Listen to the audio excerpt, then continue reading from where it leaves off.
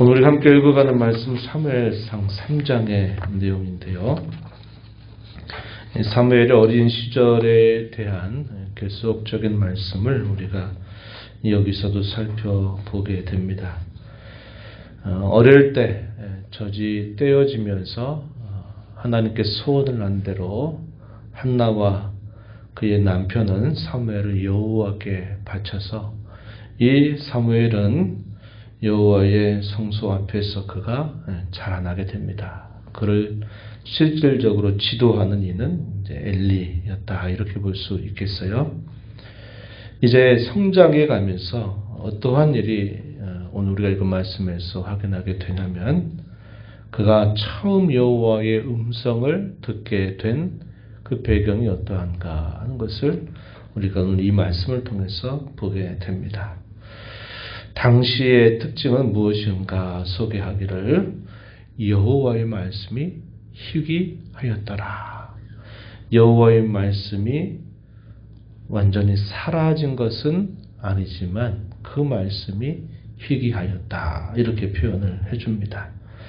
이 표현을 우리가 좀 눈여겨볼 표현이 되는데요. 당시 엘리가 활동을 했던 그 시대는 사사 시대에 쭉 이어지는 그 시대상을 그대로 보여준다 그랬습니다. 사사기서의 결론의 말씀처럼 그때 왕이 없으므로 자기 소견에 따라서 행했던 시대다, 이렇게 말을 했고, 엘리는 바로 그러한 시대상을 그대로 이어받고 있는 사람이었다 하는 것을 우리가 앞에서 살펴보았습니다.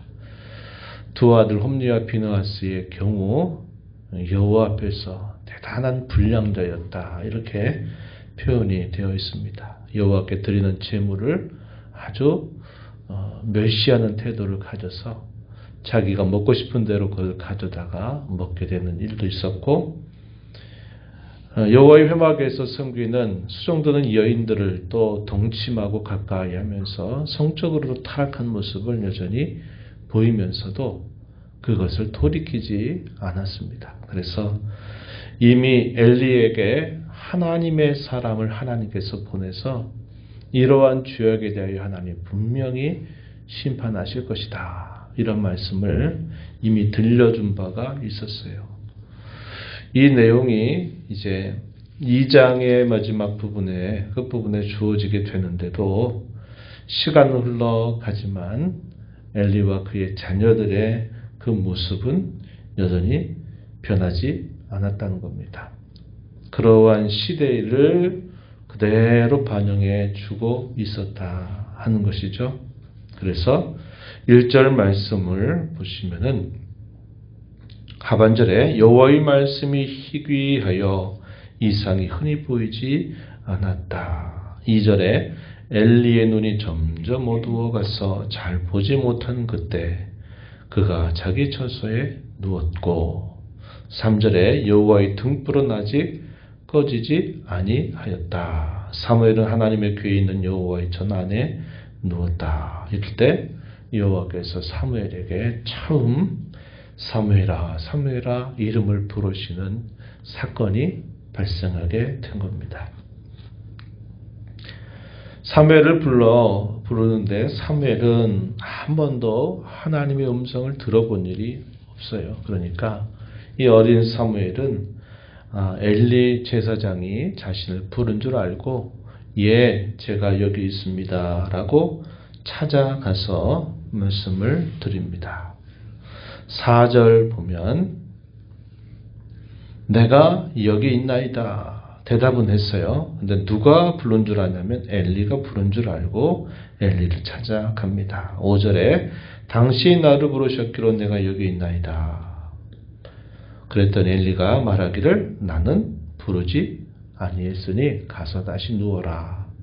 이 첫 번째 사무엘을 불렀던 때의 모습이죠.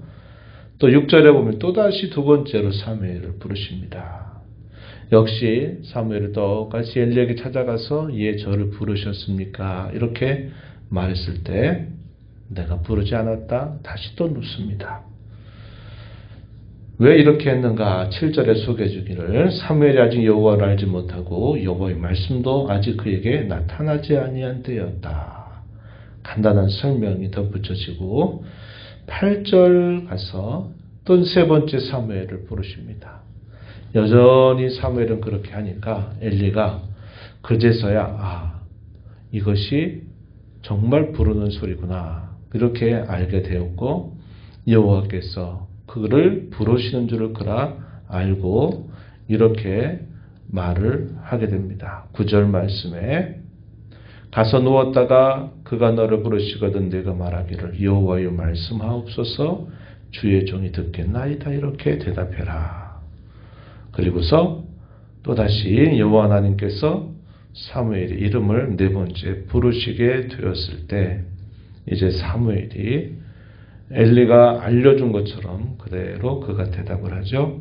10절에 말씀하옵소서 주의 종이 듣겠나이다 이렇게 응답을 하게 됩니다. 그러면서 여호와 하나님이 이 사무엘에게 처음 주셨던 말씀의 내용이 뭐냐면 심판에 대한 메시지다 하는 겁니다. 11절에 보면 이스라엘 중에 한 일을 행할 것이다. 그것을 듣는 자마다 귀가 울리게 될 것이다. 이렇게 말하면서 이 엘리 집안에 대한 심판을 하나님께서 말씀을 해 주십니다. 12절에 엘리의 집에 대하여 말한 것을 처음부터 끝까지 그날에 그에게 다 이룰 것이다. 엘리의 집에 대하여 말한 것 2장의 뒷부분에서 하나님의 사람을 통하여 이미 엘리에게 들려준 그 모든 심판에 대한 말씀이다. 이렇게 볼 수 있겠어요. 그것을 한날에 다 이루게 될 것이다. 이렇게 말합니다. 그 심판의 이유는 그 죄악이 너무나 커서 용서받지 못할 만큼 여호와 앞에 죄를 범했기 때문이라고 사무엘에게 그것을 또다시 들려주십니다. 이러한 말씀을 들었던 사무엘에게 다음날 엘리가 불러서 묻습니다. 여호와께서 말씀하신 것을 하나도 숨김이 없이 다 내게 말하라. 이렇게 말하자 사무엘이 그 모든 말씀을 그대로 들려주게 됩니다. 그랬더니 엘리가 뭐라고 대답을 하느냐. 18절 하반절 이는 여호와이시니 선하신 대로 하실 것이니라. 이렇게 대답을 하게 됩니다. 그러면서 시간이 흘러가면서 사무엘은 계속적으로 자라가게 되고 여호와 하나님께서 이 사무엘과 함께 하시면서 말씀하신 그 내용이 하나도 땅에 떨어지지 않도록 하나님이 그때는 사무엘을 통하여 계속 말씀하시게 됩니다. 이것이 이스라엘 사람들 모두에게 사무엘이 선지자로 세움받았다는 것을 인정하게 될 만큼 이제는 모든 이스라엘 자손들이 그를 하나님께서 선지자로 세우셨다 하는 것을 그들이 고백하게 됩니다. 그리고 그때부터는 이제 이 사무엘을 통해서 하나님께서 자신의 말씀을 그대로 나타내시게 되는 일이 생겨나게 되죠. 처음에 하나님께서 사무엘을 부르실 때는 매우 특별하게 그리고 사무엘 입장에서 한 번도 그런 일이 없는 낯선 일이었어요. 그런데 하나님께서 이제 한번 사무엘에게 나타나시고 난 이후에는 계속적으로 그에게 말씀을 하시고 또 그 말씀은 사무엘은 전하게 되고 그 말씀대로 이루어지는 일들을 통해서 이젠 하나님이 그에게 말씀하시는 것이 매우 평범하고 늘 있는 일처럼 되었다는 겁니다. 시대가 바뀌게 되었다 하는 것을 말해주는 것이죠. 오늘 우리가 이 말씀을 다시 쭉 돌아보면 극적인 대비가 이루어지고 있음을 보게 되죠. 엘리는 분명히 하나님께로부터 세움을 받은 제사장이었고 그는 종교 지도자로서의 큰 책임을 맡은 일에 있어서는 엘리나 사무엘이나 동일한 그런 자리에 앉게 되지만, 그러나 극명한 대조가 드러난 것은 뭐냐면 엘리의 집안에 관하여서는 이제 피할 수 없는 심판이 예고가 되어 있다 하는 사실이고, 그때에는 여호와의 말씀이 희귀하였다 이렇게 말합니다. 평상시 같으면 어떻게 될까요? 엘리가 그러한 것들은 모를 리가 없는데 하나님이 도대체 이 어린 사무엘에게 뭐라고 말씀하시는지를 알고 싶어가지고 한마디도 숨기지 말고 내게 다 말해라 이렇게 해서 어린 사무엘을 통해서 하나님의 음성을 듣는 정도로 영적으로 둔감한 상태가 되어버렸다 하는 겁니다.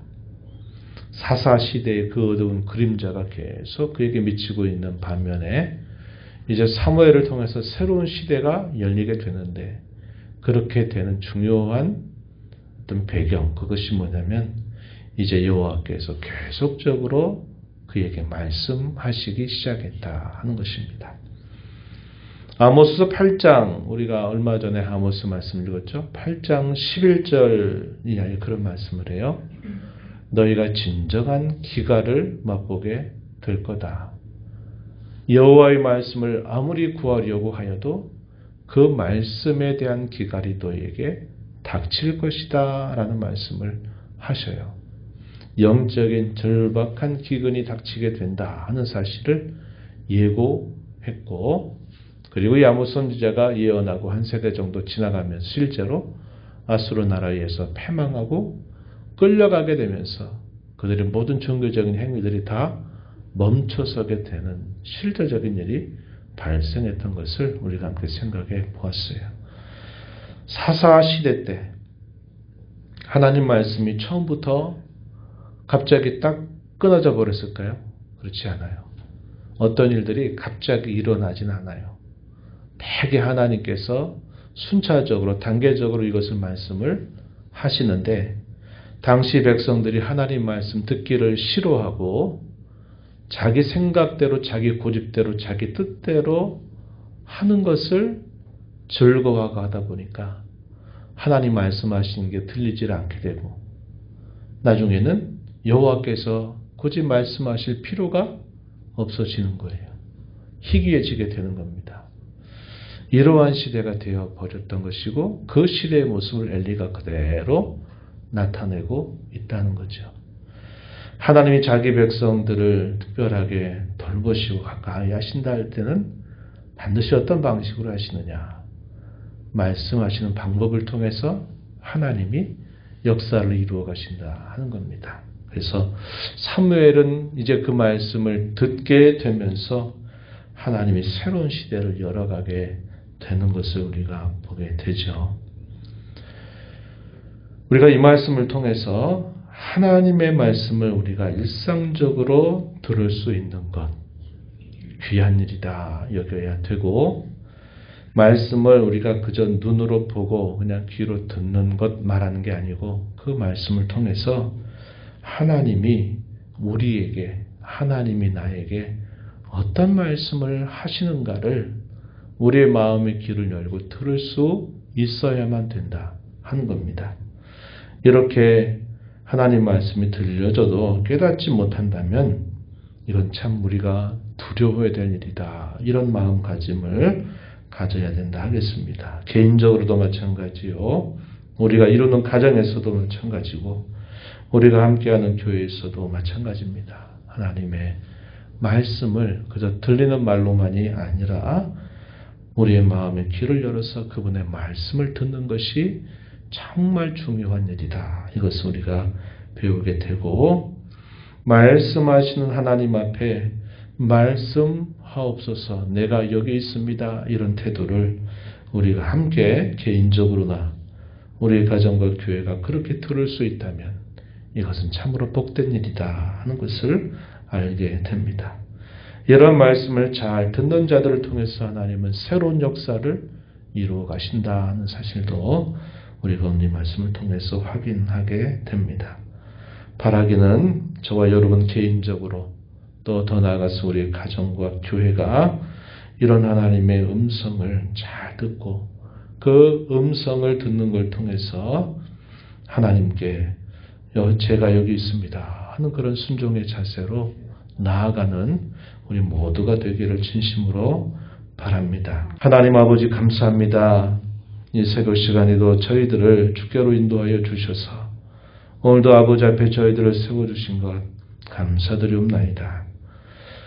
엘리 제사장은 자기에게 주어졌던 모든 본분이 있음에도 어두웠던 그 시대의 모습을 그대로 보여주면서 용서받지 못할 심판을 선고받는 일이 생겨나는 반면에 이제 하나님의 말씀을 처음 듣는 이 사무엘을 통하여서 하나님이 이스라엘에 행하신 일들을 알리시고 새로운 시대를 열어가심을 저희가 살펴보았습니다. 하나님의 말씀이 희귀했던 그 시대에 아직 여호와의 등불은 꺼지지 아니했던 그때에 말씀하시는 일을 통해서 하나님 역사를 이루어 가시는 것을 살펴보며 오늘 저희들 자신이 저희가 이루는 가정과 교회가 하나님의 이 말씀을 마음의 귀를 열고 잘 듣고 깨닫고 순종하며 나아가는 저희들의 삶이 되도록 붙들어 주시고 인도하여 주옵소서. 은혜의 보좌 앞에 나와 아버지 은혜를 구하는 모든 심령들의 간구를 기울여 주시고 응답해 주시기를 바라며 예수님 이름으로 기도하옵나이다. 아멘.